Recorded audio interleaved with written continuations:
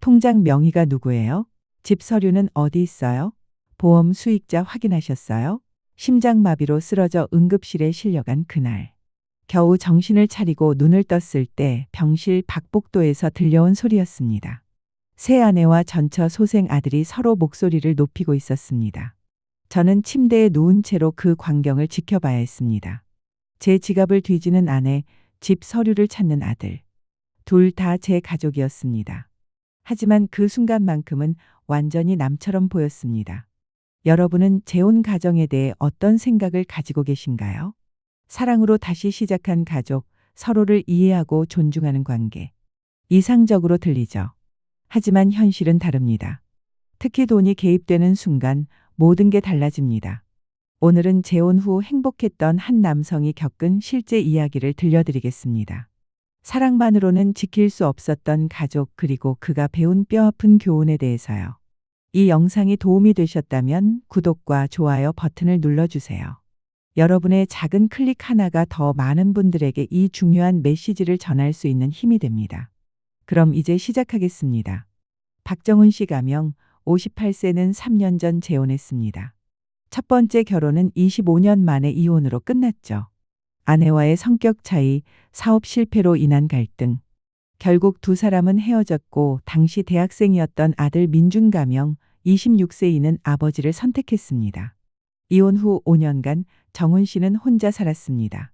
아들은 대학을 졸업하고 취업해 독립했고 정훈 씨는 작은 사업체를 운영하며 평범하게 살아가고 있었습니다. 외롭지 않다면 거짓말이었지만 그럭저럭 괜찮았습니다. 그러던 어느 날 친구의 소개로 이수진 씨 가명 52세를 만났습니다. 수진 씨 역시 이혼 경력이 있었고 자녀는 없었습니다. 두 사람은 비슷한 상처를 가지고 있었기에 서로를 쉽게 이해할 수 있었습니다. 처음 만났을 때부터 편했어요. 뭔가 설명하지 않아도 알아주는 느낌이랄까요? 정훈 씨는 당시를 회상하며 말했습니다. 1년간의 교제 끝에 두 사람은 재혼을 결정했습니다. 정훈 씨는 아들 민준에게 먼저 이야기했습니다. 민준아, 아빠가 재혼하려고 하는데 너는 어떻게 생각하니? 민준은 잠시 침묵했지만 곧 웃으며 대답했습니다. 아빠, 좋으세요. 혼자 사시는 거 보기 안쓰러웠어요. 새 어머니가 아빠를 행복하게 해주신다면 전 찬성이에요. 정훈 씨는 안도했습니다. 가장 걱정했던 부분이 아들의 반응이었으니까요.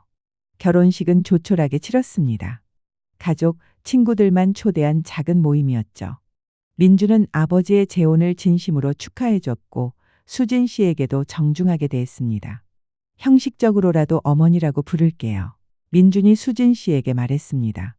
수진 씨는 웃으며 답했습니다. 아니에요. 편하게 이모라고 불러도 돼요. 저도 갑자기 어머니 역할 하기엔 부담스러워요. 천천히 가족이 되어가면 되죠. 재혼 초기 모든 게 순조로웠습니다. 수진 씨는 정훈 씨를 잘 챙겼고 집안일도 꼼꼼하게 처리했습니다. 정훈 씨는 사업에 집중할 수 있었고 퇴근 후 집에 오면 따뜻한 저녁이 기다리고 있었습니다. 민준도 한 달에 한두 번씩 집에 들렀습니다. 아빠, 잘 지내시죠? 응, 덕분에 잘 살아. 짧은 대화였지만 서로에 대한 애정은 변하지 않았습니다. 수진 씨도 민준이 올 때마다 좋은 음식을 준비했고 민준은 고맙다며 맛있게 먹었습니다. 정훈 씨는 행복했습니다. 재혼도 나쁘지 않네. 이렇게 평화롭게 살 수 있다니. 그는 아침마다 수진 씨와 함께 산책을 하고 주말에는 영화도 보러 다녔습니다. 첫 번째 결혼에서는 느끼지 못했던 여유와 안정감이었습니다. 재혼 3년 차가 되던 해 정훈 씨는 건강검진을 받았습니다. 결과는 대체로 양호했습니다. 혈압이 약간 높은 편이니 관리하세요. 의사의 권고를 받았지만 크게 신경 쓰지 않았습니다. 나이 들면 다 그런 거지 뭐. 하지만 그로부터 2달 후 정훈 씨의 삶은 완전히 뒤바뀌었습니다. 그날은 평범한 수요일 오후였습니다. 정훈 씨는 사무실에서 거래처와 미팅을 하고 있었습니다. 갑자기 가슴이 조여왔습니다. 잠깐만요, 제가. 말을 끝내기도 전에 그는 쓰러졌습니다. 사장님, 사장님, 직원들의 다급한 목소리가 들렸습니다. 119가 불렸고 정훈 씨는 응급실로 실려갔습니다. 급성 심근경색이었습니다. 응급수술을 받고 중환자실에서 이틀을 보냈습니다. 정훈 씨는 의식이 흐릿했습니다. 약물의 영향도 있었고 몸 상태도 좋지 않았습니다. 흐릿한 의식 속에서 간간히 목소리가 들렸습니다. 여보, 괜찮아요? 눈 떠봐요. 수진 씨의 목소리였습니다. 그리고 아빠, 저예요. 민준이에요. 아들의 목소리도 들렸습니다.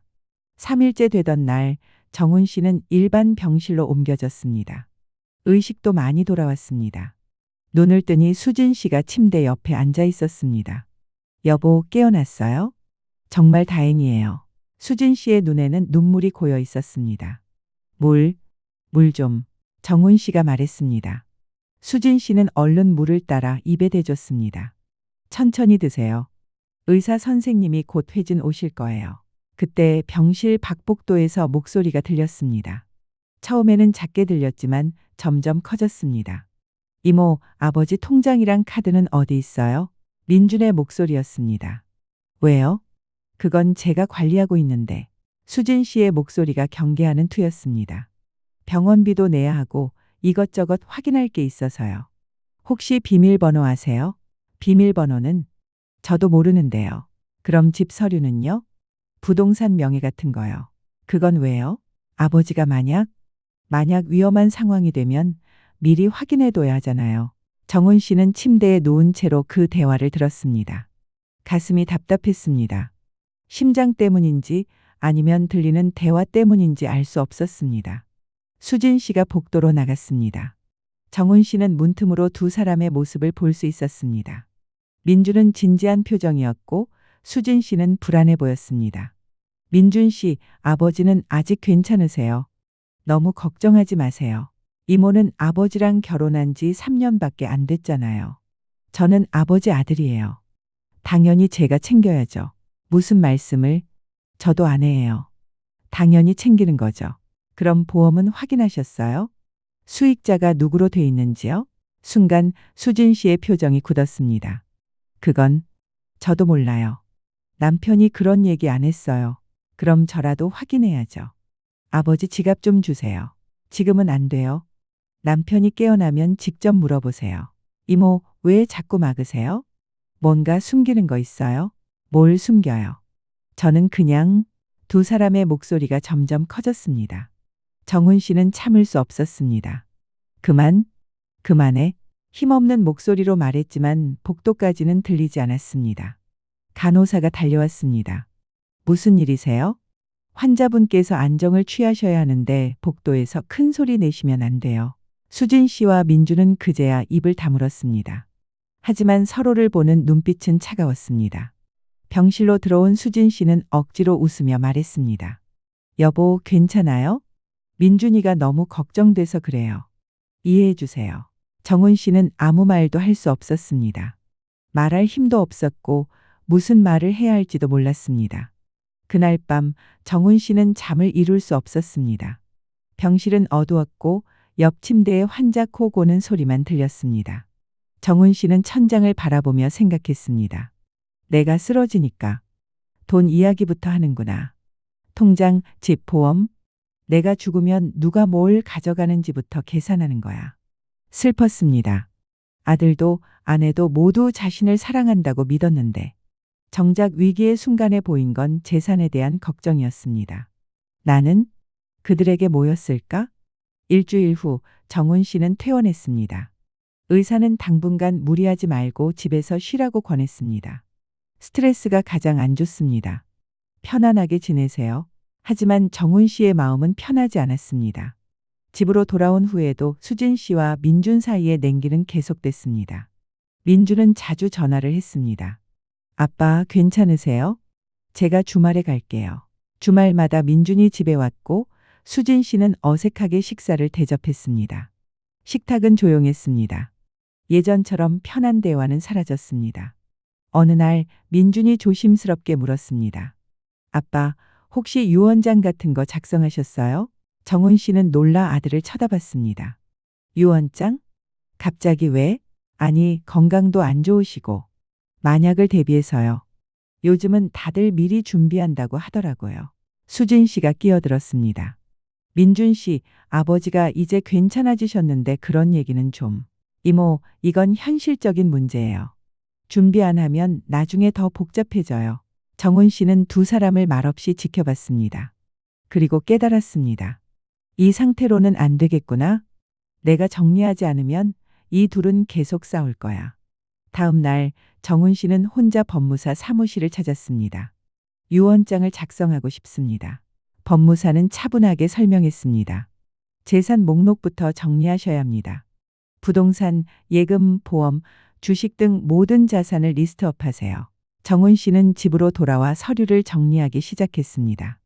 통장 잔액, 집 시세, 보험 내역 하나하나 확인했습니다. 생각보다 복잡했습니다. 집은 시세 5억 정도였습니다. 아파트 한 채가 정훈 씨의 가장 큰 자산이었습니다. 예금은 1억 2천만 원, 보험은 2개로 총 수익금 8천만 원. 모두 합치면 약 7억 정도였습니다. 이걸 어떻게 나눠야 할까? 정훈 씨는 고민했습니다. 아들에게 다 주자니 수진 씨한테 미안했고 아내에게 다 주자니 아들이 섭섭할 것 같았습니다. 법무사와 다시 상담했습니다. 법적으로는 배우자가 1.5, 자녀가 1의 비율로 상속받습니다. 하지만 유언장을 작성하시면 본인이 원하는 대로 나눌 수 있습니다. 정훈 씨는 결정했습니다. 공평하게 하자. 아내도 아들도 모두 소중하니까. 집은 수진 씨에게, 예금과 보험은 민준에게.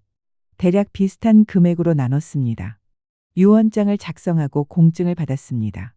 그리고 보험 수익자도 명확히 지정했습니다. 한 개는 수진 씨, 한 개는 민준으로. 일주일간의 작업 끝에 모든 정리가 끝났습니다. 정훈 씨는 두 사람을 집으로 불렀습니다. 너희에게 할 말이 있어. 거실에 앉은 수진 씨와 민준. 둘 다 긴장한 표정이었습니다. 정훈 씨는 서류를 테이블 위에 놓았습니다. 유언장을 작성했어. 그리고 재산도 정리했지. 내가 만약 죽으면 어떻게 나누는지 여기 다 적혀 있어. 민준이 서류를 집어들었습니다. 눈으로 빠르게 내용을 훑었습니다. 수진 씨도 옆에서 함께 봤습니다. 아빠, 이건. 민준이 말문을 열었지만 정훈 씨가 손을 들어 막았습니다. 말하지 마. 나는 이게 공평하다고 생각해.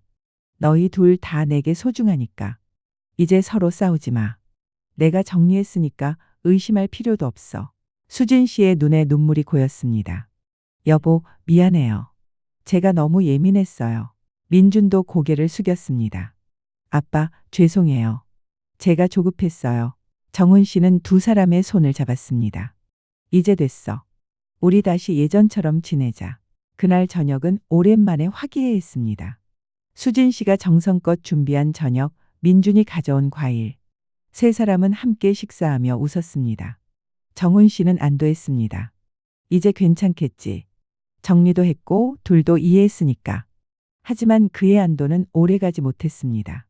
며칠 후 평온하던 일상의 균열이 생겼습니다. 민준이 갑자기 집에 찾아왔습니다. 평일 낮이었고 회사에 있어야 할 시간이었습니다. 민준아, 무슨 일이야? 회사는? 정훈 씨가 물었습니다. 민준은 심각한 표정으로 가방에서 서류를 꺼냈습니다. 아빠, 이거 기억하세요?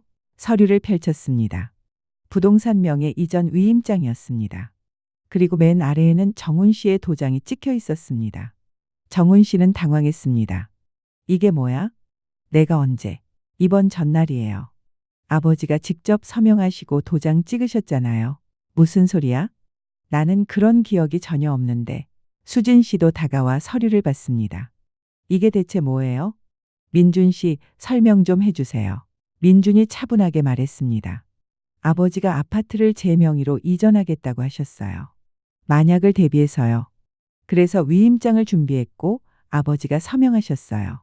말도 안 돼. 수진 씨가 소리쳤습니다. 남편이 그런 얘기 한 적 없어요. 이건 조작이에요. 조작이라니요. 여기 아버지 도장이 찍혀 있잖아요.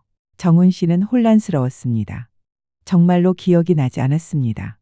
내가 정말 그랬나? 아니면? 민준아, 이 서류 날짜가 언제지? 정훈 씨가 물었습니다. 10월 15일이요. 정훈 씨는 달력을 확인했습니다. 10월 15일. 그날은 심근경색으로 쓰러지기 하루 전이었습니다. 그날 저녁 정훈 씨는 몸이 좋지 않았습니다. 가슴이 답답하고 어지러웠죠. 그날 저녁 너 집에 왔었어? 정훈 씨가 물었습니다. 네, 아버지가 편찮으시다고 해서 들렀어요. 그때 이 얘기 나왔고 아버지가 동의하셔서 수진 씨가 끼어들었습니다. 그날 저녁 저는 친구 만나러 나갔었어요. 집에 없었죠. 그 사이에 이런 일이 있었다는 거예요. 민주는 대답하지 않았습니다. 정훈 씨는 그날을 떠올려 봤습니다. 희미한 기억이 났습니다. 민준이 왔었고 무슨 서류를 보여줬던 것 같기도 하고. 민준아, 솔직히 말해봐. 내가 제대로 정신이 있었어? 민준이 잠시 망설였습니다. 아버지가 좀 힘들어 보이셨어요. 하지만 이해는 하셨어요. 이해했다고. 의식이 멀쩡했다고. 침묵이 흘렀습니다. 정훈 씨는 깨달았습니다. 그날 자신은 제대로 된 상태가 아니었습니다. 가슴 통증도 심했고 약도 먹은 상태였습니다. 민준아, 너 일부러 그런 거야? 내가 제대로 판단할 수 없는 상태인 걸 알면서? 민준이 고개를 들었습니다. 눈에는 눈물이 고여 있었습니다. 아빠, 저는 그냥 불안했어요. 이모가 아빠 재산을 다 가져갈까봐. 저는 아빠 친아들이잖아요. 당연히 제가 받아야 하는 거 아니에요? 그래서 이런 짓을 한 거야? 아빠가 정신 없을 때 서류에 도장을 찍게 한 거야. 수진 씨가 분노했습니다. 이건 사기예요. 법적으로 무효예요. 고소할 거예요. 고소요? 이모야말로 아버지 재산 노리고 결혼한 거 아니에요. 뭐라고? 두 사람이 다시 싸우기 시작했습니다. 정훈 씨는 머리가 지끈거렸습니다. 가슴도 다시 답답해졌습니다. 그만, 정훈 씨가 소리쳤습니다. 두 사람이 입을 다물었습니다. 민준아, 이 위임장은 무효야. 내가 제대로 된 판단을 할 수 없는 상태였으니까. 그리고 나는 이미 유언장을 작성했어. 거기 명시된 대로만 상속될 거야. 아빠, 그리고 수진 씨, 당신도 진정해요. 민준이도 내 아들이에요. 불안했던 거 이해해요. 정훈 씨는 두 사람을 번갈아 봤습니다. 나는 아직 안 죽었어요. 그런데 벌써부터 내 재산 나눠 가지려고 싸우는 거예요. 이게 가족이에요? 민준이 무릎을 꿇었습니다. 아빠, 정말 죄송해요. 제가 너무 조급했어요. 이모를 믿지 못했고 제 몫을 잃을까봐 두려웠어요. 수진 씨도 울먹였습니다. 여보, 저도 미안해요. 민준 씨를 너무 경계했어요. 제가 더 이해하고 포용했어야 하는데. 정훈 씨는 한숨을 쉬었습니다. 그리고 깨달았습니다. 이 문제는 단순히 서류로 해결될 게 아니라는 것을. 그날 이후 정훈 씨는 더 깊이 생각했습니다. 유언장만으로는 부족해. 진짜 필요한 건 신뢰야. 정훈 씨는 가족 회의를 소집했습니다. 수진 씨와 민준을 모두 불러 앉혔습니다. 그리고 솔직하게 이야기했습니다. 나는 너희 둘 다 사랑해요. 수진 씨는 내 아내고 민준이는 내 아들이에요. 둘 다 소중해요. 하지만 너희가 서로를 믿지 못하면 내가 죽고 나서도 계속 싸울 거예요. 두 사람 모두 고개를 숙였습니다. 그래서 나는 모든 걸 투명하게 공개하려고 해요. 내 재산이 얼마인지, 어떻게 나눌 건지, 왜 그렇게 결정했는지 다 설명할게요. 정훈 씨는 노트북을 켰습니다. 엑셀 파일에 모든 재산 목록이 정리돼 있었습니다. 부동산, 예금, 보험, 심지어 자동차와 골동품까지. 여기 봐요. 이게 내가 가진 전부예요. 총 7억 2천만 원 정도 돼요. 민준과 수진 씨는 화면을 들여다봤습니다. 집은 수진 씨 명의로 남길 거예요. 수진 씨가 계속 여기서 살아야 하니까요. 하지만 수진 씨가 재혼하거나 집을 팔면 그때는 민준이한테 절반을 줘야 해요. 수진 씨가 고개를 끄덕였습니다. 그게 맞아요. 저도 동의해요. 예금과 보험은 민준이한테 갈 거예요. 민준이는 아직 젊고 앞으로 결혼도 하고 집도 사야 하니까요. 민준이 눈물을 닦았습니다. 아빠, 감사해요. 그리고 중요한 건 이 모든 게 법적으로 명확하게 정리돼 있다는 거예요. 공증도 받았고 유언 집행자도 지정했어요. 변호사 선생님이 내가 죽으면 집행할 거예요. 정훈 씨는 두 사람을 바라봤습니다. 이제 서로 의심하지 마요. 숨길 것도 빼돌릴 것도 없어요. 다 정해져 있으니까요. 수진 씨가 민준에게 손을 내밀었습니다. 민준 씨, 제가 먼저 사과할게요. 제가 더 배려했어야 하는데. 미안해요. 민준도 손을 잡았습니다. 아니에요. 제가 더 잘못했어요. 이모를 믿었어야 하는데. 죄송해요. 두 사람이 악수했습니다. 정훈 씨는 웃었습니다. 오랜만에 진심으로 웃는 것 같았습니다. 그날 이후 집안 분위기가 많이 나아졌습니다. 민주는 여전히 주말마다 집에 왔고 수진 씨는 여전히 맛있는 음식을 준비했습니다. 하지만 이제는 서로를 경계하지 않았습니다. 정훈 씨는 한 가지 더 했습니다. 매달 가족 회의를 열기로 한 것입니다. 재정 상황을 공유하고 중요한 결정은 함께 논의했습니다. 투명성이 신뢰를 만들었습니다. 6개월 후 정훈 씨의 건강도 많이 회복됐습니다. 의사는 잘 관리하시면 문제없을 것 같다. 고 말했습니다. 정훈 씨는 이제 사업도 다시 시작했고 수진 씨와 여행도 다녔습니다. 민주는 결혼을 앞두고 있었습니다. 약혼녀를 데리고 집에 왔을 때 수진 씨는 진심으로 축하해 줬습니다. 민준 씨, 정말 좋은 사람 만났네요. 축하해요. 약혼녀도 수진 씨를 따뜻하게 대했습니다. 어머니, 잘 부탁드려요. 수진 씨는 어머니라는 호칭에 놀랐지만 기뻤습니다. 결혼식 날 정훈 씨는 아들의 손을 잡고 버진로드를 걸었습니다. 하객석에는 수진 씨가 앉아 있었고 눈물을 흘리고 있었습니다. 행복한 눈물이었습니다. 피로연 자리에서 정훈 씨는 소감을 말했습니다. 저는 재혼 가정을 이루었습니다. 쉽지 않았어요. 서로 다른 배경, 다른 관계. 하지만 우리는 배웠어요. 사랑만으로는 부족하다는 것을. 신뢰가 필요하고 그 신뢰는 투명성에서 나온다는 것을요. 하객들이 박수를 쳤습니다. 재혼 가정을 이루신 분들께 말씀드려요. 재산 정리를 미루지 마세요.